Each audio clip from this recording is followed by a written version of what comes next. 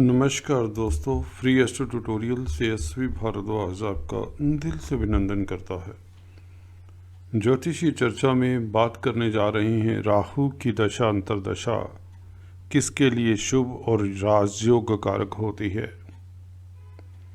जी हाँ दोस्तों, राहु की महादशा हो, अंतर्दशा हो तो व्यक्ति के दिमाग में कई तरह के विचार एकदम से कौंध जाते हैं।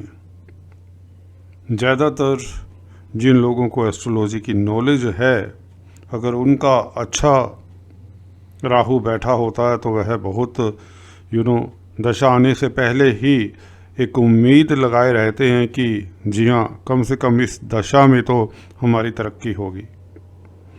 सही भी है। जब राहु दोस्तों बता दें उपचय स्थान में हों 3, 6, 11 में खासकर आपके हॉरोस्कोप में, तो काफ़ी अच्छा फल देने की स्थिति में रहते हैं अगर राशि भी इनकी शुभ होती है तो। शुभ राशि आपको बता दें इनके लिए हमेशा से वही हैं जो फिक्स्ड हैं। वृषभ राशि, मिथुन राशि, कन्या राशि, तुला राशि, इनमें तो निश्चित तौर से बहुत अच्छा फल देते गए हैं। इवन कुंभ राशि में भी अच्छा फल देते देखे गए हैं। ऐसा नहीं है कि बाकी राशियों में यह खराब प्रभाव देते हैं, ये बात मैं आपके जहन से निकाल दूं। ये मित्र राशि हैं या उच्च के हैं, शुक्र बुध के, क्योंकि मित्र होते हैं तो इन राशियों में अच्छा फल देते हैं। परंतु शुक्र बुध की पोजीशन भी देखनी पड़ेगी, उसका विश्लेषण ही करेंगे इस वीडियो से, साथ में बताएंगे तुला, वृश्चिक, धनु, मकर के लिए अलग से चार्ट बनाकर। अगर आप लोगों की दशा अंतर्दशा है और राहु की पोजीशन किस तरह से है रिलेटेड टू अदर प्लैनेट्स, किस राशि में है, तो आपको कैसा फल देते हैं। देखिए, बात कुछ तो योगों की बात करते जो सभी के लिए लागू होती हैं। कोई भी राशि हो, कोई भी लगन हो खासकर। देखिए, अगर राहु चंद्रमा के साथ है तो ग्रहण योग बनाते हैं, ये तो आपको विदित ही है। इसी तरह से सूर्य के साथ भी यही योग बनता है। चंद्रमा के साथ होने से व्यक्ति को दिक्कत होती है, उसकी मदर के स्वास्थ्य के ऊपर इफ़ेक्ट बुरा पड़ता है। अगर मदर का स्वास्थ्य ठीक ठाक रहता है, मदर की हेल्थ अच्छी रहती है, तो व्यक्ति के लिए खुद के लिए तनाव का कारण बन जाता है। देखना फिर भी ये पड़ता है कि राहु और चंद्रमा की डिग्रीज कितनी हैं, कितने पास हैं या कितनी डिस्टेंस में। अगर 10-12 डिग्री का डिफरेंस है दोनों की डिग्रीज में तो इतनी दिक्कत की बात नहीं। फिर भी ग्रहण लगा देते हैं तो मानसिक अशांति हो जाती है राहु की दशा अंतर्दशा में। जरूरी नहीं है इसके ऊपर अगर बृहस्पति का प्रभाव हो, शुक्र बुध का प्रभाव हो इस युति के ऊपर, तो व्यक्ति तरक्की भी पाता है, लाभान्वित भी होता है। तो देखिए, ग्रहण योग इतना बुरा फल हमेशा नहीं देते। अगर राहु के साथ चंद्रमा अपनी राशि में हो, उच्च के हों, कर्क राशि में हो या वृषभ में हो, तो यही राहु अपनी दशा अंतर्दशा में ऊंचाइयां भी देता है। सभी तरह के सुख साधन होते हैं उसके पास। व्यक्ति का कारोबार चलता है, प्रतिष्ठा मिलती है, इलेक्शंस तक जीतता है। पब्लिक डीलिंग का काम करे या होटल लाइन में हो तो भी कामयाब होता है। केमिकल इंडस्ट्री में हो, किसी तरह की लाइन में हो, मेडिकल फील्ड में हो, तो अक्सर देखा गया है ऐसे राहु वाला जिनका राहु और चंद्रमा इकट्ठे होते हैं तो अच्छा सर्जन भी बना देते हैं, अगर मंगल और बुध इत्यादि भी बेनिफिक हों कुंडली में। राहु सूर्य की बात करें तो यह भी एक अच्छा योग नहीं है, पिता के लिए कष्टकारी हो जाता है कई स्थितियों में, पर हमेशा से नहीं, 100% नहीं है दोस्तों। कुछ लोग जो थोड़ा सा ज्योतिष जानते हैं राहु को सूर्य के साथ देखकर चिंतित रहेंगे, राहु को के साथ शनि को देखकर चिंतित रहेंगे। राहु सूर्य देखिए आत्मा का कारक है। जी हाँ, आत्मा प्रभावित होती है, व्यक्ति की सोच नेगेटिव हो जाती है मोस्ट ऑफ द टाइम, और व्यक्ति के पिता को कई बार ज़्यादा स्ट्रगल करना पड़ जाता है। पर यहाँ पर भी देखिए, अगर सूर्य वृश्चिक राशि में है, कर्क राशि में है, धनु राशि में है या सिंह राशि में है, तो इतना अशुभ प्रभाव देखने को नहीं मिलता। और उससे भी ज़्यादा ये अगर 3, 6, 11 में बैठे हैं सूर्य राहु, तो फिर भी स्ट्रगल की स्थितियाँ बन जाती हैं, परंतु व्यक्ति उभर आता है। सूर्य राहु अगर छठे घर में हो तो व्यक्ति शत्रुहंता होता है, पॉलिटिक्स में कामयाब होता है और कूटनीतिज्ञ होता है, पॉलिटिशियन अच्छा बन जाया करता है। हालांकि सुख की कमी जरूर कर देता है राहु जब सूर्य के साथ होता है। पिता के साथ विचारों में मतभेद होने के योग बनते हैं। तो इस तरह की स्थितियाँ, ये नहीं कह सकते कि हमेशा से यह बुरा ही होगा सूर्य के साथ। जी हाँ, बुरा तो होगा। इसी तरह से राहु अगर हम देखें कि किसी का शुक्र के साथ है तो पत्नी के लिए कई बार देखा है दिक्कत का समय आ जाता है लाइफ में, या पत्नी के साथ संबंधों में दिक्कत हो जाती है, परंतु यह भी ज़रूरी नहीं है। अगर शुक्र और राहु वृषभ राशि में हो, तुला राशि में हो, तो राहु की दशा अंतर्दशा में व्यक्ति ऊंचाइयां छूता है, कामयाब होता है। अगर क्रिएटिव फील्ड में है तो उसका परचम लहराता है। डिपेंड करता है किस तरह के लगन के लिए यह युति बनी हुई है। कहने का अभिप्राय, शुक्र किन घरों का मालिक है। अगर शुक्र की राशि में शुक्र के साथ राहु है तो यह योग कारक स्थितियां पैदा भी कर देता है राहु। तो यह जरूरी नहीं है, हाँ जरूर शुक्र को प्रभावित जरूर करेगा। कारका है शुक्र पत्नी का, तो पत्नी के साथ अनबन हो सकती है, व्यक्ति एक्स्ट्रा मैरिटल टेंडेंसीज वाला हो सकता है। फिर भी डिपेंड करता है इस राहु और शुक्र के ऊपर। अगर बृहस्पति की दशा दृष्टि पड़ जाए तो और भी कल्याणकारी स्थिति बन जाती है, क्योंकि राहु का दुष्प्रभाव बृहस्पति हर लेते हैं। बृहस्पति की दृष्टि में अमृत होता है, जैसा कि बताता आया हूँ। तो इस तरह के योग होते हैं। तो we should not worry about Rahu की दशा आने वाली है, मेरा इस तरह की पोजीशन में है। तो चलिए तुला वालों की पहले बात करते हैं और फिर जानते हैं वृश्चिक, धनु और मकर के लिए किस तरह का प्रभाव होगा विभिन्न भिन्न स्थितियों में। हालांकि सारे कॉम्बिनेशन तो कई सैकड़ों कॉम्बिनेशन बन जाते हैं एक राशि लगन के लिए, सभी की बात करनी शायद पॉसिबल ना हो। आपको एक बार फिर से बता दूं, राहु तुला लगन के लिए, देखिए दोस्तों, जब भी तीसरे, छठे, 11वें में होगा, सभी की बात कर लें तो भी ठीक है, सभी लगन की बात हो, ये उपज स्थान है, यहाँ पर अच्छा ही फल देंगे। 3, 6, 11 में, इवन 10th हाउस में भी अच्छा फल देते देखे गए हैं। यहाँ पर इनकी राशि देखिए, ये इम्पोर्टेंट होती है। यहाँ पर बृहस्पति की राशि में इतना अच्छा फल नहीं देते, क्योंकि बृहस्पति आप लोगों के लगन के लिए कारक प्लैनेट नहीं है। तो यहाँ पर राहु आपके लिए अच्छा फल नहीं देंगे। ये उपज स्थान आपके हाथ से निकल जाता है तुला वालों। और इसी के साथ 6th हाउस में भी ये बृहस्पति की राशि है, तो यहाँ भी अच्छा फल नहीं देंगे। फिर भी आपको इतना बता दें, 3, 6 में जो हमारे वैदिक शास्त्र हैं या लाल किताब हैं, बढ़ चढ़ कर बोलते हैं। एक देखिए, एक ही बात को अगर फॉलो करेंगे वो बिल्कुल अपोजिट हो जाएगी। ठीक है, राहु तृतीय स्थान में आपको पराक्रमी बनाता है। उस पराक्रम का क्या, जो लड़ाइयाँ करवा दे, जो दुश्मनी करा दे, जोश देता है, ठीक है, आत्मबल देता है, नो प्रॉब्लम। बट जब बृहस्पति की राशि में बैठकर यह भाइयों का सुख भी कम कर देता है। आपका पब्लिक लाइफ कह लीजिए, सोशल सर्कल में आप फेमस नहीं हो पाते, दोस्तों का संग नहीं मिल पाता, या भाग्य आपका कहीं ना कहीं से दिक्कत में रहता है, कैरियर में प्रॉब्लम्स हो जाती हैं।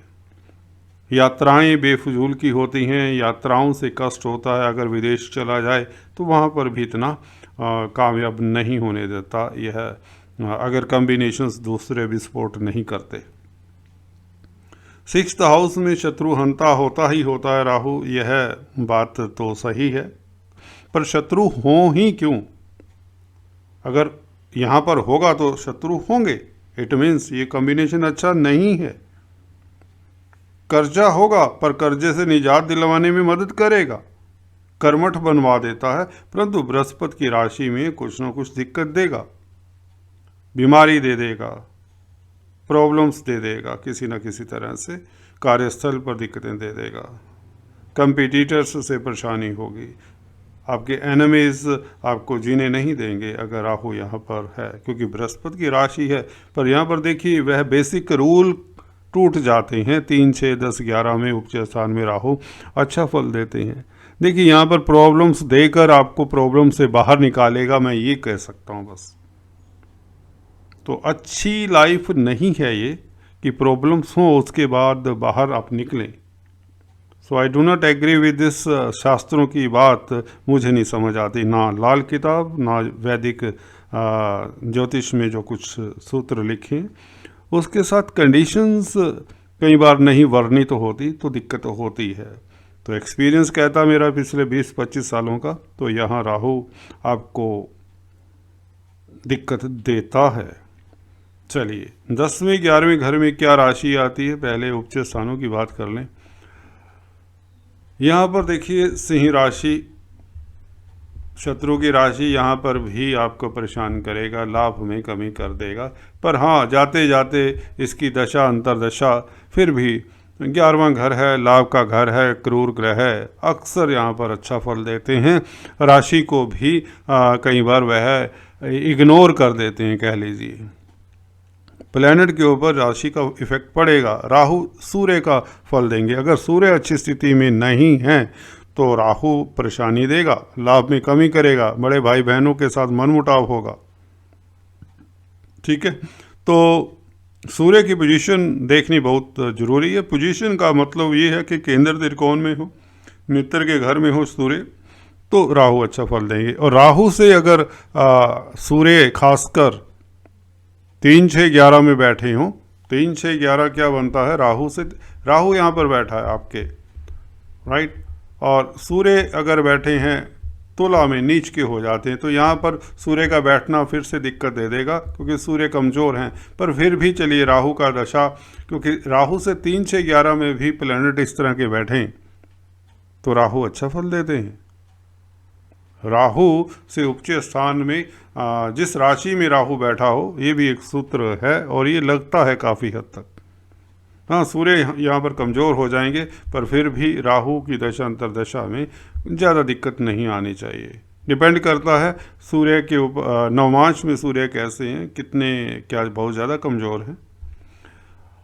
और राहु अगर सूर्य यहाँ पर बैठे हैं, 6th हाउस हो जाता है राहु से, यहाँ से काउंट करें तो सन का यहाँ पर बैठना, हालांकि यहाँ पर पिता के लिए अच्छे नहीं होंगे सूर्य का मकर राशि में बैठना, परंतु राहु की दशा अंतरदशा में व्यक्ति के पास ज़मीन जायदाद होंगी, प्रॉपर्टीज़ होंगी, सुखों का भंडार हो सकता है, क्योंकि 6ठे घर में हैं राहु से सूर्य। और राहु में सूर्य की दशा अंतरदशा बहुत लाभान्वित करने वाली है। इसी के साथ 11वें घर की भी बात करें। 11वां घर तो यही आ जाता है, बुध का घर है, बुध की राशि है। तो यहाँ पर अगर सूर्य बैठे हैं भाग्य स्थान में और 11वें घर के मालिक हैं, तो राहु का पीरियड बेस्ट रहेगा इसमें। तो यहाँ पर ये देखना होता है कि जिस राशि में बैठे हैं उस राशि के साथ क्या संबंध है उस राशि के मालिक के साथ राहु का। तो दिस इज़ वेरी इंपॉर्टेंट। अगर राहु के साथ सूर्य यहाँ पर बैठे हैं, जैसा कि बताया, थोड़ी दिक्कत देंगे, गवर्नमेंट तंत्र से दिक्कत आ सकती है, सरकारी तंत्र से, पिता को कष्ट हो सकता है, पिता के साथ अनबन हो, पिता के स्वास्थ्य को दिक्कत हो, वगैरह वगैरह, इस तरह की दिक्कतें देखी जाती हैं। राहु का सूर्य का साथ बैठना, कहीं भी बैठें सूर्य को दिक्कत होगा, जो कि पिता के कारक हैं, सरकार के कारक हैं, आत्मा के कारक हैं। तो ऐसा व्यक्ति चपल होगा, उस्ताद होगा और विश्वास करने लायक नहीं होगा अगर उसके बृहस्पति भी 6, 8, 12 में है। रिलायबल नहीं होगा, प्रैक्टिकल होगा, प्रोफेशनल होगा, अपने कार्यों को सिद्ध करने के लिए जाना जाएगा। तो चलिए उसके लिहाज से अच्छा है।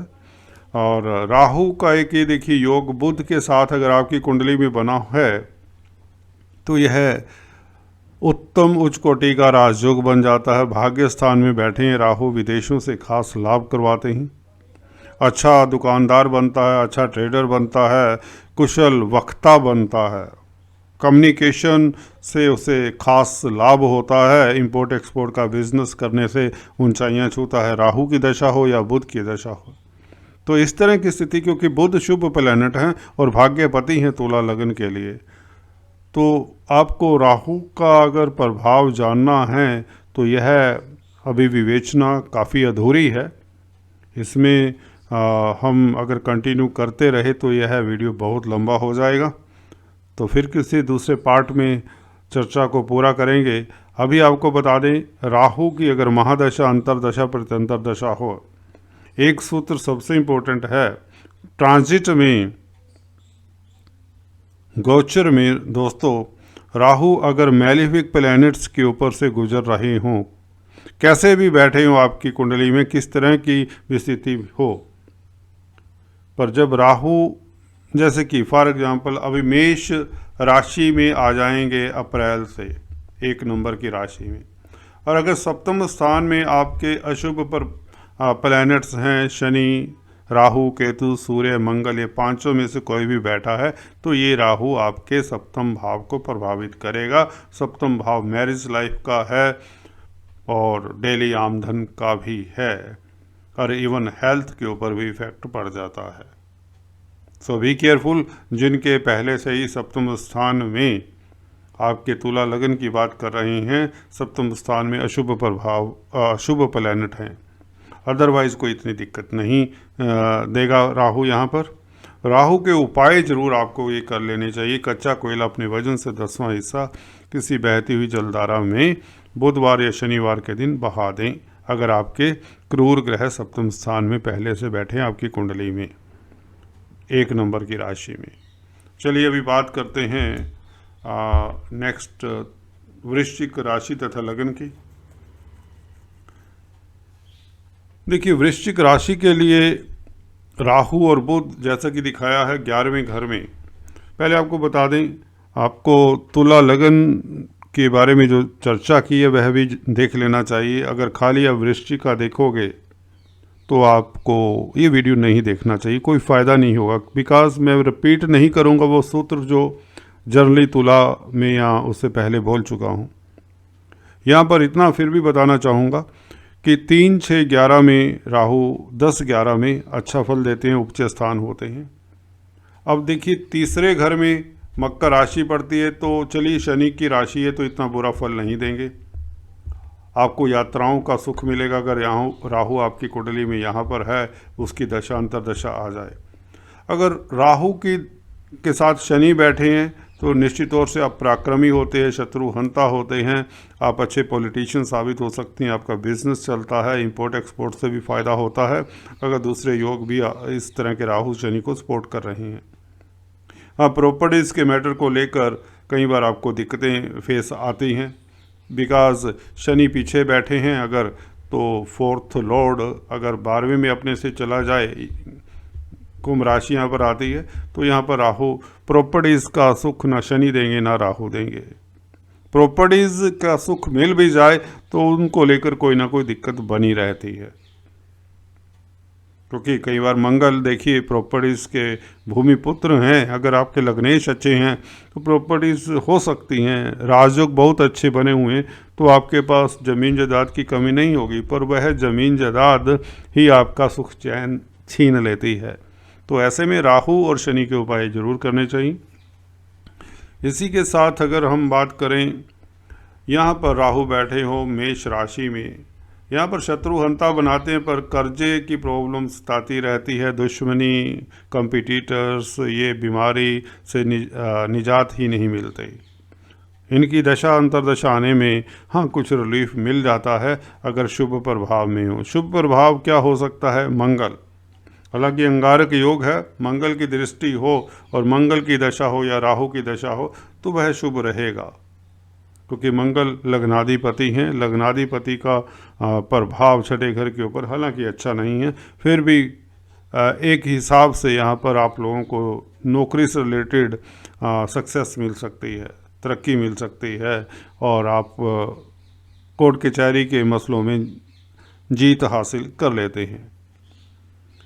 11वें घर में जैसा दिखाया तीसरा उपज स्थान, यहाँ पर ये सुपर डुपर राजयोग देंगे। अगर ऐसी स्थिति में है और राहु या बुध की ही दशा अंतरदशा क्यों ना आ जाए, खासकर राहु की। बुध आप लोगों के लिए अष्टमेश भी हैं, तो अकारक प्लैनेट है, अशुभ प्लैनेट है, परंतु 11वें घर के मालिक हैं। राहु साथ में बैठे हों और उच्च के बुध साथ में हो राहु के, राहु की महादशा अंतरदशा प्रत्यंतर दशा है, तो निश्चित तौर से धन लाभ होगा। करोड़ों लाखों अरबों करोड़ों कमाएंगे, इसकी आप गिनती नहीं कर सकते। यह योग आपको बुलंदी तक पहुंचा देता है, ऊंचाइयां देता ही देता है। अगर अष्टम स्थान में है तो राहु बैठे हुए, तो लीगेसी से फ़ायदा होगा, क्योंकि बुध अगर साथ में बैठ जाएं। जी हाँ दोस्तों, इसमें अष्टम स्थान के राहु को लोग बहुत बुरा कहते हैं, पर ऐसा नहीं है। अगर बुध के साथ बैठें, शुक्र के साथ बैठें, पत्नी को जरूर दिक्कत हो जाएगी। शुक्र अगर साथ में है, बुध साथ में है, तो कोई दिक्कत इतनी नहीं है। बड़े भाई बहनों को जरूर दिक्कत रहेगी, बड़े भाई बहनों से संबंध ना अच्छे हों, बड़े भाई बहनों को दिक्कत हो सकती है राहु की दशा अंतरदशा में। व्यापारी वर्ग को का कामकाज करते हैं, व्यापारी हैं, अगर आप कम्युनिकेशन से संबंधित कामकाज है तो दिक्कत हो सकती है, परंतु फिर भी बुध के साथ है तो लीगेसी से फ़ायदा होता है और वसीयत इत्यादि से आपको धन मिल सकता है। यहाँ पर बुध के साथ होने से अच्छा ऑकल्टिस्ट होता है व्यक्ति, परंतु कहीं ना कहीं उसकी ज़िंदगी में दिक्कतें रहती हैं। यहाँ पर बुध के साथ राहु का होना भी एक किस्म से बुद्धि रैश हो जाती, कोई ना कोई गलत डिसीजन ले लेता व्यक्ति। सो बी केयरफुल। अगर आपने कभी कोई डिसीजन लेना हो बड़ा व्यापार को, रिलेशंस को लेकर, तो आपको सलाह लेकर डिसीजन लेना चाहिए। 10वें घर में राहु इतना अच्छा नहीं होगा, क्योंकि यहाँ पर सिंह राशि पड़ेगी, तो डिपेंड करेगा। फिर भी सूर्य राहु से कौन से घर में है, 3, 6, 11 में है, तो अच्छी बात है। अदरवाइज राहु को हम ऐसा कहते हैं, राहु की महादशा अंतरदशा आए तो वह केंद्र त्रिकोण में हो, या केंद्र त्रिकोण में बैठने के अलावा जिस राशि में होता उस राशि का मालिक राहु से केंद्र त्रिकोण में हो, तो कुल मिलाकर राहु का फल कुछ इस तरह से ही रहेगा। धनु वालों की चर्चा करें, जैसा कि आप देख रहे हैं दूसरे घर में राहु शनि, यहाँ पर स्पीच का घर है, स्पीच प्रभावित जरूर होती है, फैमिली लाइफ भी प्रभावित होता है, व्यक्ति को फैमिली से दूर रहना पड़ता है, परंतु राजयोग कारक है राहु यहाँ पर। जी हाँ दोस्तों, सेकंड हाउस के मालिक के साथ सेकंड लॉर्ड के साथ बैठना राहु का उत्तम स्थिति है। किस लिए? धन बैंक बैलेंस बढ़ेगा, व्यक्ति की आमदन में वृद्धि होगी, परंतु फैमिली में दिक्कतें। जी हाँ दोस्तों, ये बहुत कमजोरी की निशानी है। यहाँ पर व्यक्ति स्पीच का भी घर है, तो झूठ अक्सर बोलता है, उसे झूठ बोलने में कोई दिक्कत नहीं होती। तो यह योग इतना अच्छा नहीं है, परंतु व्यक्ति के पास धन होता है, फैमिली का सुख भले ना हो, धन होता है अक्सर। अगर एक हाथ के अंदर त्रिकोण राजयोग बने जाए तो व्यक्ति काफ़ी अमीर होता है। अगर तीसरे घर में राहु बैठा हो तो यह उत्तम स्थिति हो जाती है। कुंभ राशि में राहु का बैठना, राजयोग भोगने वाला होता व्यक्ति। उच्च स्थान में राहु बहुत स्ट्रोंग होते हैं, आपके पराक्रम में वृद्धि करते हैं, आपको ऊंचाइयां देते हैं, यात्राओं से लाभ होता है, कम्युनिकेशन से लाभ होता है, टीवी मीडिया के क्षेत्र में है तो आप लाभान्वित होते हैं। इसी तरह से 6th हाउस में राहु हो तो बहुत उत्तम स्थिति रहती है, आप शत्रुहंता होते हैं, राज सुख भोगने वाले होते हैं, सभी तरह के सुख ऐशो आराम आपके पास उपलब्ध रहते हैं। क्योंकि राहु यहाँ पर उच्च के होंगे, वृषभ राशि में होंगे, तो यहाँ पर मित्र राशि में 6th हाउस में राहु बहुत बली होते हैं। अपनी दशा अंतरदशा में आप लोगों को सुख साधनों से भरपूर कर देंगे। आपके जो भी कार्य हैं उसमें से आप सक्सेसफुल होते, सफलता पाते हैं। और इसी तरह 11वें घर में राहु हो, जैसा कि यहाँ पर तुला राशि पड़ेगी, तो आप लोगों के पास लाखों करोड़ों का अंबार लगा देंगे ये राहु। राहु की दशा अंतरदशा आ जाए, 11वें घर में हो, तुला राशि में हो और शुक्र बाई चांस केंद्र त्रिकोण में बैठा हो। जी हाँ दोस्तों, और केंद्र त्रिकोण में बैठने का मतलब तो आप लोगों को यह ऊंचाइयां देगा। अगर शुक्र स्ट्रोंग है तो राहु आप लोगों को उस लेवल की ऊंचाइयां देगा। शुक्र जितना स्ट्रोंग होगा राहु उतना अच्छा फल देगा।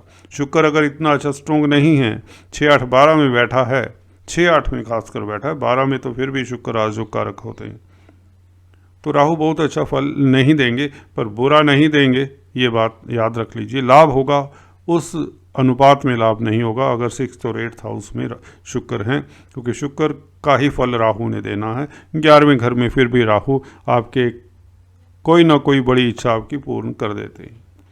चलिए अभी बात करते हैं मकर राशि, मकर लगन की। दोस्तों यहाँ पर चर्चा हो रही है राहु की महादशा, अंतरदशा, प्रत्यंतर दशा कैसी जाए।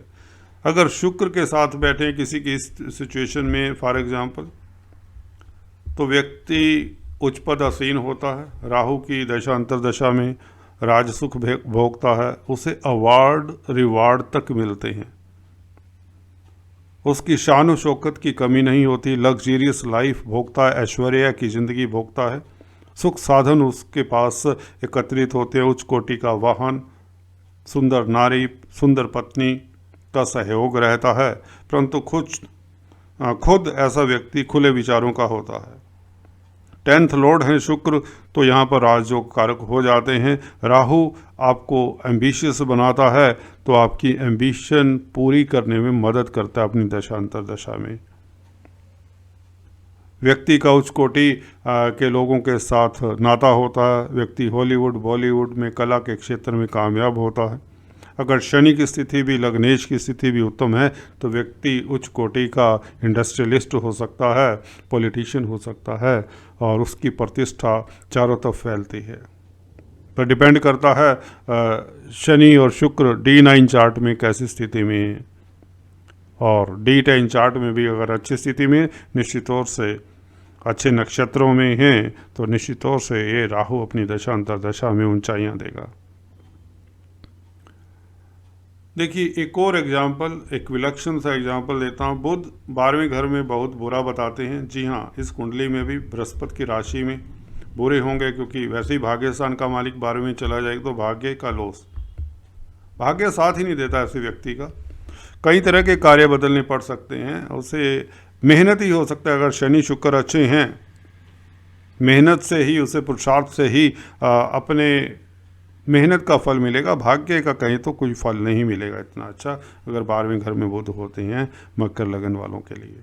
विदेशों से फ़ायदा हो सकता है अगर बृहस्पति की अच्छी पोजीशन है, इंपोर्ट एक्सपोर्ट का कार्य करे तो अच्छा हो सकता है। 12वें घर में बुध अकल्टिस्ट बना देता है, एस्ट्रोलॉजर अच्छा हो सकता है व्यक्ति, आर्टिस्ट अच्छा हो सकता है, कलाकार अच्छा हो सकता है, अध्यात्म के क्षेत्र में ऊंचाइयां छूने वाला हो सकता है, मेडिकल फील्ड में कामयाब होने वाला हो सकता है, कोर्ट कचहरी में कामयाब हो सकता है, वकील अच्छा हो सकता है, जज अच्छा हो सकता है अगर शुक्र शनि अच्छे हैं।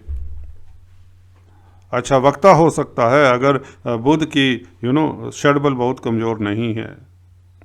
बुध अस्त नहीं होना चाहिए कम से कम, क्योंकि सूर्य के आसपास रहते हैं। तो राहु की हम बात कर रहे थे। देखिए बुध अगर यहाँ पर बैठा है और राहु किसी का पंचम स्थान में बैठा है, राहु की महादशा चल रही है किसी की, या बुध की ही दशा चल रही है, अगर बुध में राहु का ऐसे अंतर आ जाए तो व्यक्ति को ऊंचाइयां देगा, क्योंकि एक तो राहु उच्च का है और बुध से छठे में है। देखिए दशा नाथ से भी 3, 6, 11 में राहु हो, क्रूर ग्रह हैं, कुंडली में भी 3, 6, 11 में बैठे अच्छे होते हैं, जैसे कि यहाँ तीसरे घर में, छठे घर में, 11वें घर में खास अच्छे होते हैं, ठीक है। और दशा जिसकी हो, फॉर एग्जांपल बुध 12वें घर में है, फिर भी अगर राहु की दशा पंचम स्थान में, राहु अच्छे नहीं होते, संतान को दिक्कत दे सकते हैं, परंतु दशा